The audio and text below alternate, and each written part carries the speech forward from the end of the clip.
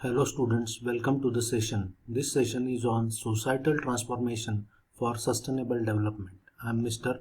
Manoj H. Mota, Assistant Professor, Department of Civil Engineering, Sharad Institute of Technology, College of Engineering. So, sustainable development. As per the classical definition of sustainable development, the development that meets the needs of the present without compromising the ability of future generations to meet their own needs. So, it demands a major societal transformation too. As we are aware, the major pillars of sustainable developments are three, and out of that, one important pillar is society. And to achieve a sustainable development, we need to reform, we need to transform, and it is expected in terms of societal transformation. The general idea of transformation as a major fundamental change as opposed to a minor, marginal or incremental change appears to be widely agreed upon. So here a transformation means a major fundamental change. It is not a minor, marginal or certain incremental change as such. Transformation has significant overlaps with other concepts like resilience means flexibility, adaptation, transition, critical transition and sustainable development. So what is societal transformation? Societal transformation refers to the process of change in institutionalized relationships, norms, values and hierarchies over time. So this all is expected to be the part of societal transformation. During the process of societal transformation, a person moves from an ascribed status to an achieved status. The societal transformation affects people's interaction and lifestyle. Societal transformation means the restructuring of all aspects of life, from culture to societal relations, from politics to economy, from a way we think to way we live. So it expects an overall transformation in the all phases those exist in a society. Through time, societies have been transformed from a small association of individuals tied together by instincts, needs, and fear to small communities tied together by circumstances, kinship, traditions, and religious beliefs, to nations tied together by history, politics, ideology, culture, and laws. So in this, the gradual change is necessary and desirable and typically stem from such things as population growth, technological advances, and interaction with other societies that brings the new way of thinking and acting. So why we need this social transformation? As we are aware that the expected things to be done under the heading of sustainable development, what we expect is the reduction of natural resources, food, water and energy shortages, loss of biodiversity, the pressure of accelerating urbanization and population growth, climate change and natural disasters. So we need to fight against all these things. We need to cope up with the things those are happening around, and for that what we need is a changed thinking and changed behavior in terms of whole society. That's why we need the societal transformation. Considering that the sustainable development has inseparable social and environmental pillars, social and environmental challenges are closely interacted. Now we will try to understand what are the different emerging concepts of social transformation. These concepts includes deliberate transformation, progressive transformation, regime shift, societal transition, social practice, transformational adaptation, and social ecological transition. So these are the emerging concepts and we will try to understand these one by one. So we'll start with deliberate transformation. Deliberate means intentional. Transformation can be defined as physical and or qualitative change in form, structure or meaning making. It can also be understood as physico-social process involving the unleashing of human potential to commit, care, and effect change for a better life.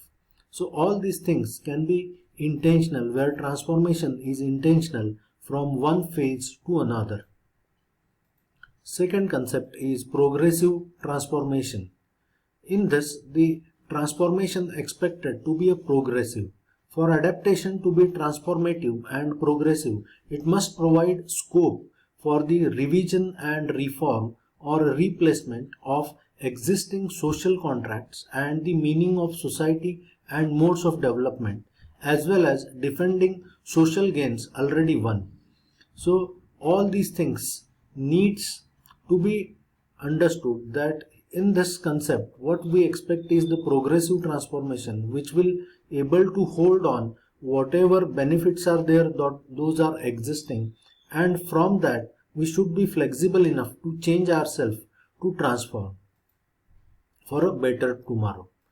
Third is the regime shift. According to this concept, the active transformation is the deliberate initiation of a phased introduction of one or more new state variables or new way of making living at lower scales, while maintaining the resilience of the system at higher scale as transformational change proceeds. Forced transformation is an imposed transformation of a social ecological system that is not introduced deliberately by the actors. Here the actor means the different stakeholders of the society as such. Next is social transition. Transition are co-evolution processes that requires multiple changes in a socio-technical system and configurations. They are multi-actor processes, radical shift from one system or configuration to another. The term radical refers to the scope of change. The transitions are long-term process and macroscopic. So under this concept, what we expect is the transition phase, where we should be flexible enough once again to cope up with the slow changes. Next is social practice. Transformation is reconfiguration of practices. The elements, those elements like material, meaning, and competencies that defines practices themselves and practice complexes. Transformational adaptation. So there are two concepts under this. According to first transformational adaptation concept, it believes that there are at least three classes of adaptations that we describe as transformational. Those that are adopted from much larger scale or intensity, those that are truly new to a particular region or resource system, and third is that those that transform places and shift locations. So according to this, there are three classes of adaptations, and accordingly the society should change.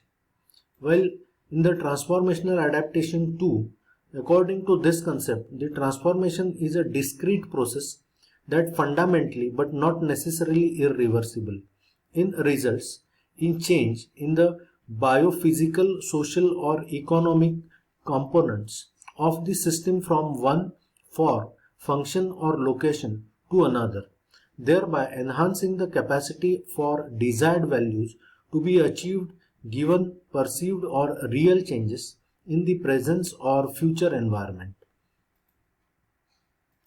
Next is socio-ecological transition. So according to this concept, a socio-ecological transition is a changeover from one socio-ecological regime to another. A socio-ecological regime is a specific primary pattern of interaction between human society and natural system. A socio-ecological regime is associated to a social metabolic profile, that is throughput of energy and material in the system. According to this concept, what we expect is there will be a simultaneous change in the social as well as ecological conditions. So most of these concepts of transformation define the system of analysis as an integration of interacting human and biophysical or technological components. So according to this, we need to think about the societal transformation. So whatever system we have seen, out of those, some system conceptualizations adopted in distinct concepts of transformation share a common theoretical ground. Importantly, all concepts of transformation involves structural change, that is a qualitative change of a system. Additionally, transformational adaptation build on resilience and transition theory, from which regime shift and societal transformation concepts derive. Social practice and socio-ecological transition are compatible with transition theory, and deliberate transformation and progressive transformation build on resilience thinking, although with a stronger emphasis on political ecology and individual dimensions of transformation. So concept of transformation converge on approaching transformational change as non-linear, non-teleological process. This is a consistent with the common conceptualization of system as a complex adaptive entities characterized by, among others, feedback processes, emergent, confined effects, and path dependence. Some concepts of transformation propose that transformative change follow a sequence of general phases. So summarizing this session, transformation is a process of structural change, that is a change of fundamental patterns, elements and interrelations in the system, and that pursuing sustainability requires the involvement of social, symbolic, physical and material change. Transformation is a change that proceeds via a combination of endogenous and exogenous processes involving both emergent, inadvertent, unintended consequences and intended deliberate ones. So this particular session tells us about the importance of societal transformation that we seek and the major emerging concepts. So thank you for having me.